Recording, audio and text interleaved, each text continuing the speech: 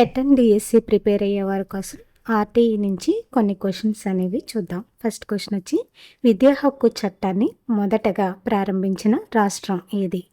Options వచ్చి Kerala, Uttar Pradesh, Andhra Pradesh, Karnataka.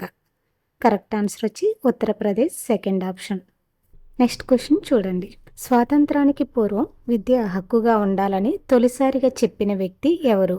Options వచ్చి Mahatma Jyotirao Phule, Arvind Ghosh, Raja Rammohan Roy, Daulat Singh Kothari. Correct answer వచ్చి Mahatma Jyotirao Phule, first option. Next question చూడండి.